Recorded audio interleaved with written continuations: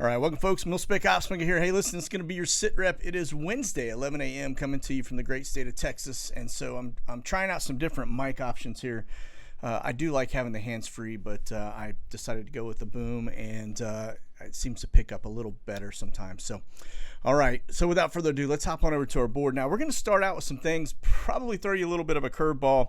I will tell you, as you guys know, if you've listened to me for a while, I am not a big contrail kind of guy, chemtrail kind of guy. I think most of them are contrails.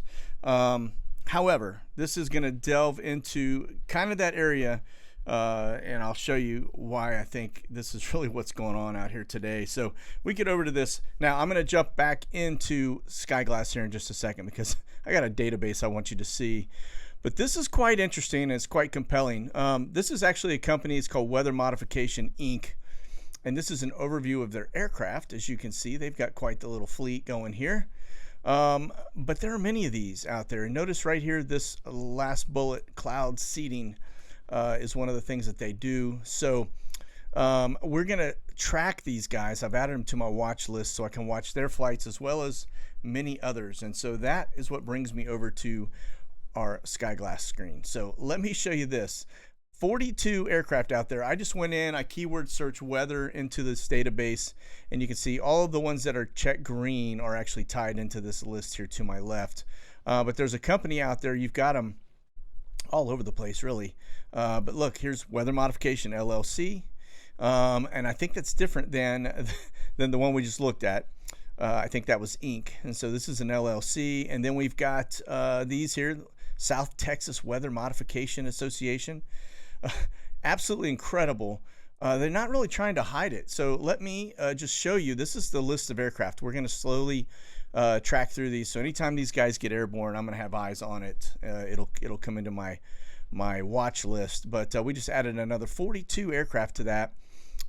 Quite compelling when you really look at what they are doing. I will tell you, living in Texas, this is probably, now I've been here for 20 years, and this is probably the worst I've ever seen it since I've been here, relative to the dryness and the fact that the rain doesn't touch the ground. So we'll have storms pop all around in the general area, but nothing really hits the ground. It's the weirdest thing I've ever seen.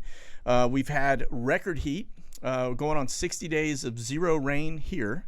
And the heat, we've had 2 days in the last 30 that have dropped below 100 degrees. And those were those are still 95, 96 degrees. The other 2 days that dropped below were 99. So don't really count them. But we are at record temps at like 109. Today it's going to be 106 here. And so they are definitely messing around with stuff. There's no doubt in my mind, just because of what I'm witnessing here. And then to go find all of these mod aircraft, that just blows you away, you know. So okay, we're going to talk about the mod aircraft, and we're going to come back into Skyglass. We're going to look at the aircraft that are up, the watch list, etc., as it transitions us into the other topics we're going to talk about, i.e. Ukraine and of course fancy pants Pelosi. And not that we like talking about her, but nonetheless. So here is, again, this is Weather Mod Inc. The one we're looking at was LLC. So these are in addition to that. All right. And we'll research some more and get some more intel on these guys. But a lot of little things I wanted to show you, because it kind of took me by surprise, I'll be honest with you. I have pushed back on chemtrails forever and a day because, being an aerospace guy, I've been around them enough to know that, you know, it's more than likely contrails, as I mentioned before. And that's my stance on it. But this is different than chemtrails. This is cloud seeding. These are other different modifications. And you can get into the history of this. Now, this is weathermodificationhistory.com. It's an interactive timeline. But as you get down into it, you can see it's all the way back like 1887. People started trying to mess around with the sky and the weather. But you get down into current times. As we go down, you can see they're talking about this metal particle ring they were going to put around us. Lots and lots of ideas, lots of testing. As you can see, a lot of presidents behind it. But we get into things like HAARP right here, Projection High Altitude Research Program. Cannons launch chemical payloads into space. That actually happened. Lots and lots of patents. It's actually like a smoking gun. I mean, you go in and you look and you think, well, why are we in the state? Look at this here. These are Navy P3s that are tied to the NOAA, and you're talking United States Department of Commerce, folks. Absolutely crazy. But it's incredible when you just start looking at this. Now I'm going to get on down to the bottom half of this where we start getting into kind of current times, and you'll start to see there is a lot of stuff that they are tied to. And it's all, like I said, smoking gun. These are where they tried to pass bills to do it, and it actually failed. So we had some people in office that had some common sense at one point. Of course, you know this guy's in on it. Anything to destroy the planet, he's there. There's your HAARP again. Now remember, HAARP has kind of changed over in terms of hands. It went from being a government operation into a private thing, kind of like NASA did as well. But then you've got all of these other deals. Look at this. Steering cyclones with thunderstorm solar-powered satellite. So it's not the chemtrails that they're doing this with. They have satellites up that are manipulating the stuff, right? So they'll go cloud seeding, and then they'll light that up with some type of satellite stuff. It's incredible. It really is, and it's quite compelling. There are hundreds and hundreds of articles in here about the history. Hey, look at this. CIA's even involved in that. Imagine that. But NOAA, big one. This is why we follow them. It's why when I see them doing things, I always pay close attention. And then this one right here really got me, because check this out. Strato Cruiser Flight Systems. What does that look like to you? Look like an intelligence balloons, like the ones that are sitting over Europe and the U.S.? Could they be using these for other things besides just data gathering and intelligence? Really makes you think now. I didn't know this. This is incredible. Like I said, smoking gun, but this is weathermodificationhistory.com. There is a ton of low-hanging fruit in here. Notice it doesn't really go beyond 2019. It seems like they've gone a little hush-hush on some of the activity that they're doing these days. So, but here's a headline for you that'll really get your attention.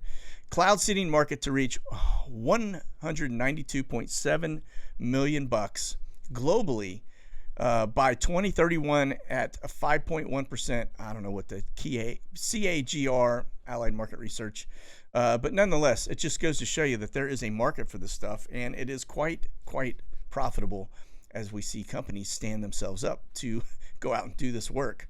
So again, here's one. This is actually a weather modification satellite patent.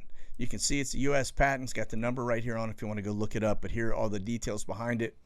As you can see, this is the Earth, and these are little geosynchronous orbits, whatever it may be. But that's that one. And then this is actually the same guy, but just notice the different publications and patents he has put into play for quite some time now. It's pretty astounding, the amount of here's all the details behind it. But that's a satellite system. So this is probably what HAARP is talking to, right? You know, HAARP is shooting stuff up into the atmosphere, looking at they may be doing the Canon stuff as they showed, but you know they're talking to satellites, no doubt about it. All right. And then here is NOAA Central Library. Now, this one I find very interesting because this is all of, you can actually go in here and look at all of the weather modifications that have been applied for. Now, these look a little older, like, for example, these are 05 or whatever, South Texas Weather Modification Association. I've been watching them. Notice what they're doing, rainfall enhancement, so they're cloud seeding. But you can actually go in and look, and I just did a quick search for Texas, but you can go in and look at this and data mine it, probably pull things that are more current. But these are companies or associations or whatever it may be, government bodies that push this into their database to let them know that they're out working it now. This is probably U.S. only if I had to guess, but nonetheless, notice all the stuff around Texas. That's probably why we have what we have right now, okay? All right, we get over to this. Now, these are actually stories.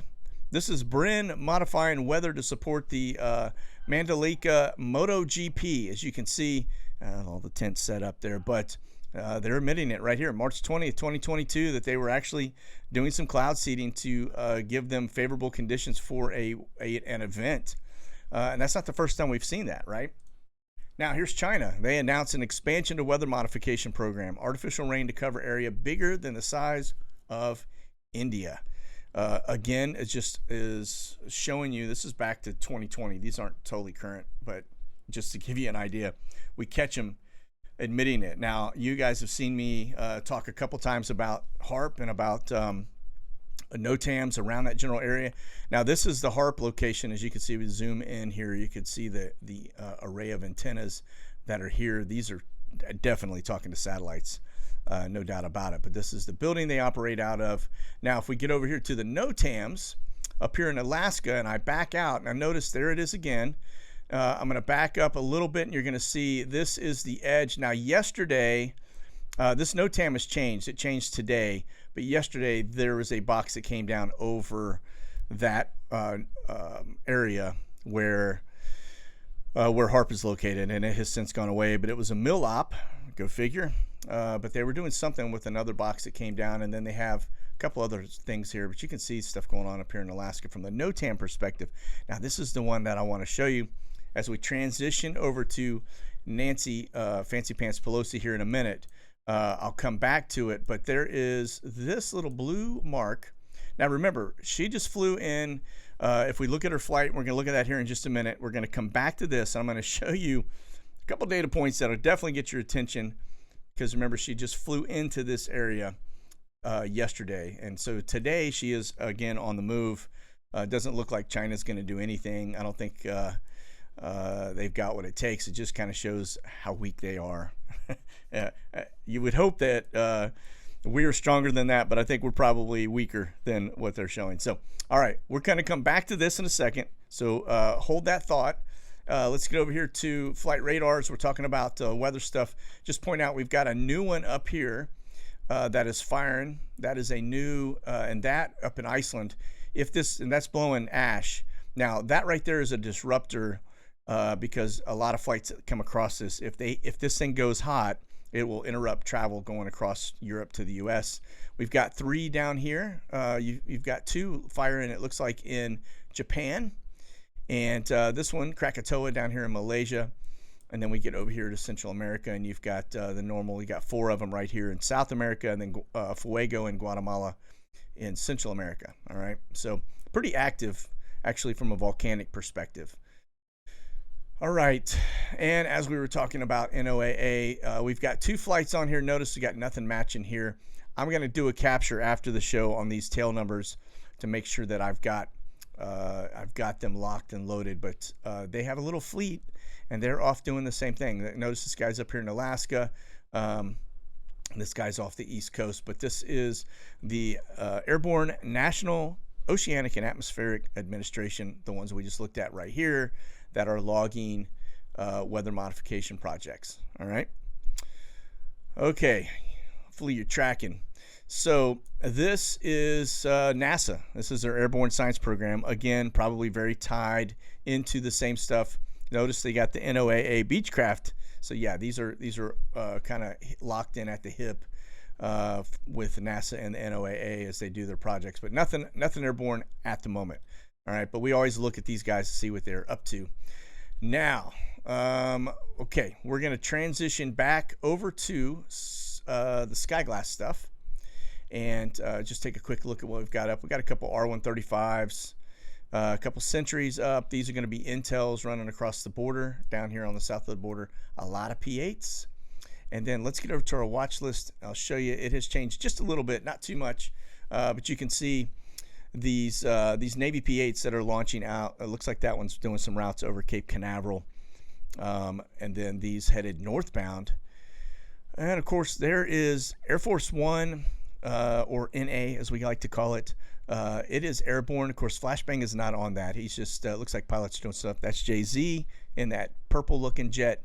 That E2 is a little Navy AWACS. It's a small platform, but has a little radar on top. Radar on top looks, similar to an AWACS, just scaled down. Lands on and off of carrier decks. Little P3 doing some work, and then there's our Zulu over the Yuma area. All right, now we back up and we look at the stuff going on. Now check this one out. This is kind of interesting. I'm going to click on these. Give me a second to load the data on them. There's we got a drone up. We got a couple of E3 Sentries over the region. I don't see anything else at the moment, but notice the tight circles. That's man in the middle. That's them doing a data grab. They've been doing a lot of work in that general region right there. I'm almost wondering if there isn't something in the water around that area. And then this one here doing the little tight figure 8, which also does the same thing, right? And then there's that perfect circle again over the North Sea. So they definitely got comms. I don't know if they're grabbing data off of boats or ships. They worried about Club K's, what the deal is. Of course, that little drone there on the side. But that'll give you kind of an idea of what's going on with our watch list. Now we get over to the heavy lifts. You can see kind of back up, looking, make sure we don't have anything coming in from Hawaii. This is going to be mainly C-130s today. It looks like the C-17s are kind of your long hauls. C-130s a little shorter. A lot of activity up in kind of that northeast, all the way over underneath Michigan and over Indiana, all the way out to the East Coast. And then I do have a couple P-8s and some aircraft sprinkled in there, so don't pay attention to those. But that just was a dirty data grab. So here's your C-17s, A400s. That A400 is a Turkish aircraft. This one is too, right here. Notice they're down in Africa, kind of to kind of the southwest of Tripoli, headed back in and out of Turkey itself. And then there's that C-130. That's Israeli Air Force. That's flying some routes there over Israel. And so, and then that's kind of wrap up. Let's get over here to the refueler side of the house. A little lighter, but a little more compelling. Notice we got some stuff over Portugal and Spain. Looks like they've got some fighter protection over that area. And then we've got this long stroke right there. That's definitely feeding fighters over Germany, as you can see. And then we get down here over that. There's that region again where I was just telling you we had those aircraft running over that Arctic Sea area. And then there's another refueler out over the Mediterranean. So what are they looking at? I don't know, but pretty compelling, pretty interesting. Forget about the C-130 at the top. Now this is over the U.S. You can see a lot of stuff going over down there in Southern California, San Diego area, and then some stuff over the Gulf of Mexico. Look like we got some aircraft that left out of Tampa headed westbound. And then we've got a couple things. Again, there's some P-8 sprinkled in there. It's just because my data run wasn't perfectly clean this time. But that happens on occasion. Of course, off the coast of North Carolina and right up there near Virginia and where Flashbang is. So, okay, let's get back over to our main screen and start getting into the fancy pants stuff. Now, this is going to be Flashbang's calendar for today. You're going to notice he's got some virtual stuff, as always, as he goes through CB19er 2.0. Anyway, makes you always kind of a little nervous, the folks that he's meeting with here, because he's talking about a lot of different things, broad brush. One of them looks to be reproductive health care access, which means they're talking about abortions. But when you see all these other folks tied into it, it makes you really wonder, doesn't it? So, okay. Let's see what we got over here, marine vessel traffic-wise. This, I was looking at the location of USS Ronald Reagan as Fancy Pants Pelosi was in the area. Now, this looks to be, if you back up, this is kind of in that tucked into that Japan area, not out in open waters like we have been told, but it's still in the region. I guess it's still a threat because it is in the region, but just give you a general idea where that aircraft carrier is right now relative to Nancy. So, which she is not in Japan, by the way, and she's not in Taiwan. And we're going to get into that. All right, Nancy Pelosi lands in Taiwan, defies Biden administration and China. In my opinion, she should probably be impeached for this because she put us at risk. This actually isn't over yet, but she could very well trigger a war between us and China should they go hot and decide to pop her out of the sky. I mean, doing us all a favor, but nonetheless, I think that is as much as I don't like this administration, they defied, or she defied, along with this team, direct orders and basically went solo. And again, put us here in the U.S. at risk. But we're going to look closer at that. Now, we just talked about this trip and the arrival. Now, you may remember we were tracking her flight, and she went to Hawaii first, and she went over to Guam, and then she just kind of tiptoed in the water, testing waters, I think, headed down into Singapore and some of the other areas. But check this. This is the thing that got my attention because this is an area that she was visiting. She was in Philippines and she came down here Notice this right here as I get into it. This is actually Biological Research Center. What are the odds that this thing happens to be in the same area that she's bouncing into? Boy, I tell you, I didn't expect to find that. I'll be honest with you. I was looking up some of the weather modification stuff because, as you may remember, over this general area right here, we've had for quite some time. Now that one's for exercises, mill exercise, but we did have a box up that was weather modification over this general area. It has since dissipated. It's not there anymore, but you can see pretty active. But she is now, she's not in, let me back up. She's not in Taiwan. She actually flew into South Korea. And so that's where she resides at the moment. But again, as we look at this, there was her defying the thing. But Chinese military drills will surround Taiwan as punishment for her visit. I don't know what kind of punishment that is, but nonetheless, this is all the little hot areas where they are running exercises completely around the island as she is in the region. So watch it. Now, this is her flight. Been tracking it this whole time. As you see, it left Taipei City in Taiwan and went to Asan, South Korea. Landed 3 hours, 54 minutes ago. So she is down here in South Korea, or sorry, up here in South Korea, which is right in that swim lane. And it'll be interesting to see what happens, if anything. Okay. All right, now we're going to transition over away from this dumpster fire to this dumpster fire. Zelensky is thanking Biden for fresh $550 million in military aid, claiming that they are closer to victory, which is a load of nonsense. I think we all know this is just a slow death by a million cuts, so to speak. But really what he's thinking is, thank you for padding my bank account, because he's going to walk out of this probably as a billionaire, as will everybody else that he's pumping money into as they launder it. Remember, this is all a big front for the same kind of uranium one scandal. Like I said before, there's a reason why Zelensky and Ukraine cannot even get into NATO, is because they are so corrupt, and yet we are in bed with them. What does that tell you, right? But let's get over here and take a look at the map currently to see how winning he is doing here. I think he's winning on the Charlie Sheen level. So this one right here is basically, this is an interesting data point. I'm just going to point this out, that they are now saying that one of the nuclear power plants is out of control, that this is from the head of the International Atomic Energy Agency, which really holds no water, but it says that the 7 indispensable pillars of nuclear safety and security are being violated. All right, so just find that interesting, especially given what we're going through with Iran right now, and the fact that they're going to call this one out. Yeah, it's kind of like the Olympic agency, right? The ones that manage all the Olympics, just corrupt to the core. So, okay, you can see what's going on here. Now, notice we do have some extra new dots in here. Those are Russian troop movements. Again, like I said, the buildup appears to be to the north. It looks like they're going to be coming in to Kiev. That'll be their big take. That's probably when Zelensky will go down, if he is indeed there. I don't think he's in the country. I think he's in Poland, being protected by his handlers, so to speak. But you can see these are all the bombing campaigns going on here along that area that Russia continues to push in and grab land. This is down here in Crimea, and this is the new area we've been watching very closely.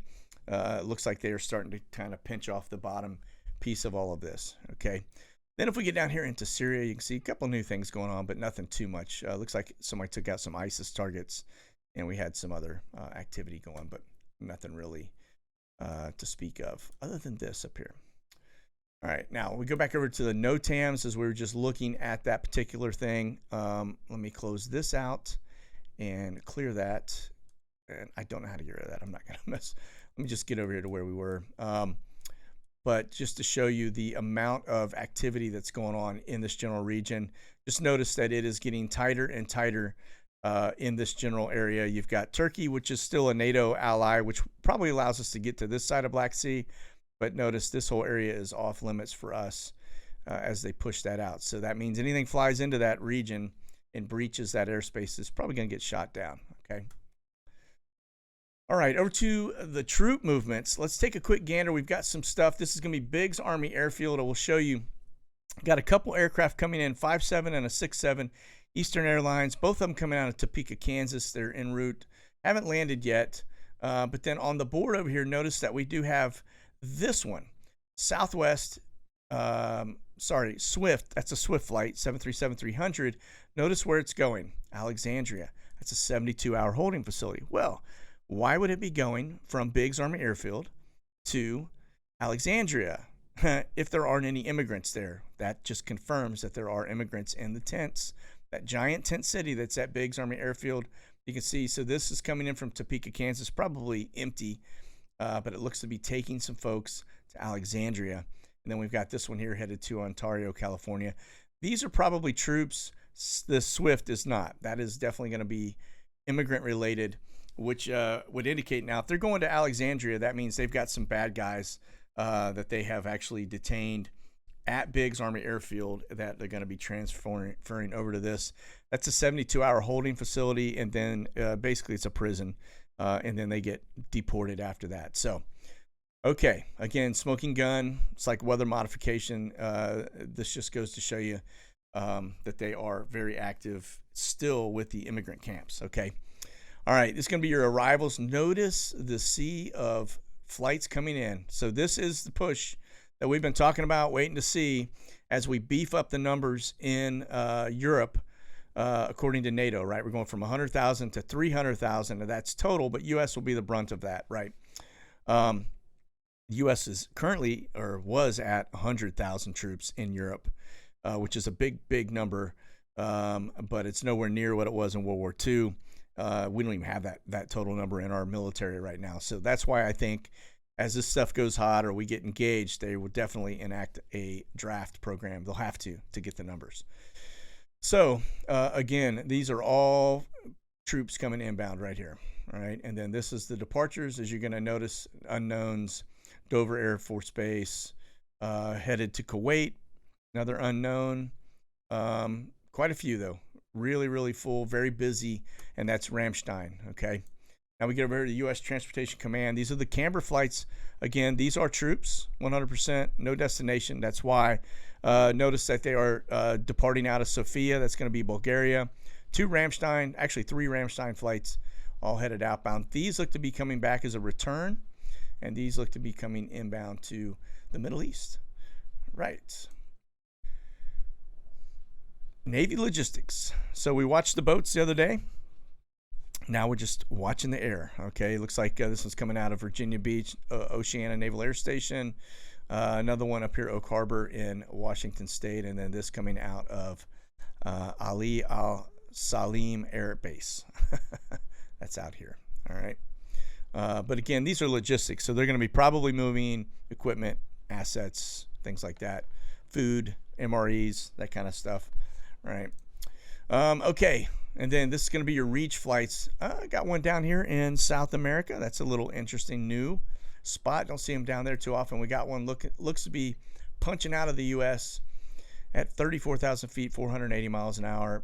Probably headed up here to Alaska if I had to guess. All right. And then this is going to be your Brits. Pretty active. Let me back up, see if we got anything else. Only showing 3 airborne flights. We got 4 on the board. Got them running out of Belfast in Northern Ireland, and then all these others here in the UK. And then over to the Ruskies, we got 1 flight. Now, this flight, which is number 76, RSD 76, I believe is one that Putin flies on. 76, and I want to say number 3 are the 2 that I've watched and been able to confirm. But 76 is the one, fairly confident that he flies on. So that's the equivalent to Air Force One. Looks like he was on the move, rolling out of a place that I can't pronounce to Moscow. So it looks like he was there, landed about an hour and 42 minutes ago. And that's the only Russian or Ruski flight that I saw up. We'll click over here to everything. We do have an RSD 92. Looks like it's just taken off out of Moscow, headed southeast. All right, Omni, it's got nothing up today. Very unusual. Normally, they have at least 1 or 2 up, sometimes more. Not seeing too much. And then here's our Swift Airs. Now, again, I have reached out to Customs and Border Patrol, and they have yet to respond to me, probably because they are up to no good. Typically, silence is in my opinion, I've always been trained this way, but silence is an admission of guilt. If you don't have something to say over it, more than likely you're guilty, and they're probably not going to respond to me, more than likely, as we will continue to track. But like I said, it would not have been hard for them to respond to me and say, yeah, we're actually deporting bad guys. This is a lot. We've got 8,000 people hitting the border every single day, and there's some bad folks in there that we send back. It wouldn't be hard to say, and you could be on the record, no harm, no foul. But when you see it going interior to the United States and a lot of flights coming out of there, it makes you wonder, doesn't it? So we'll keep our eye on it, as always. If we find out that they've been bringing folks into the country, it's probably too late anyway. But nonetheless, we'll keep an eye on it because it does give us kind of a general synopsis of what they're up to, right? Okay, and then over here to ADSB Exchange, because I'm watching a drone right now over the Chesapeake mouth doing some very interesting tight circles. Now, we have talked about tight circles. That's man in the middle, tight circle stuff. 9,800 feet up to about 10,000 foot in terms of flight level. But it's squawking as a military bird. And you can see perfectly round circle, perfectly round circle. That becomes a cell tower. So when they start running those circles in this, that's, again, little drone up there. They are probably grabbing data off of ships that are in this general region. Because those ships that are out here, those guys probably have their phones on. They don't have any service.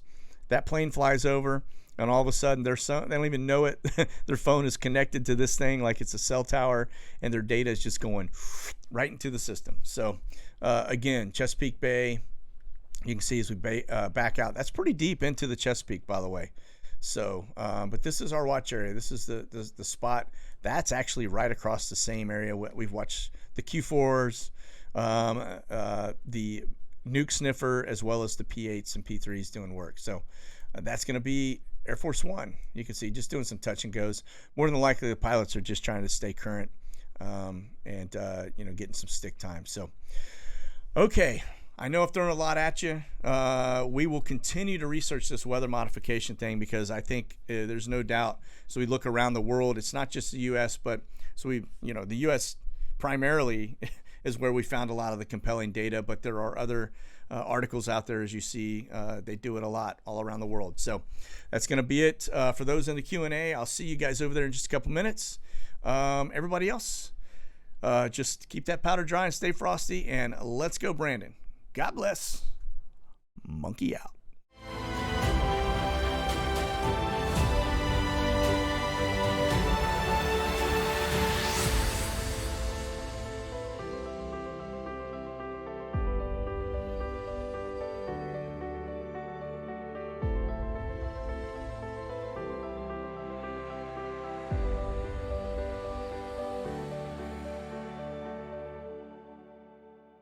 Check out the latest gear and products at monkeyworxus.com.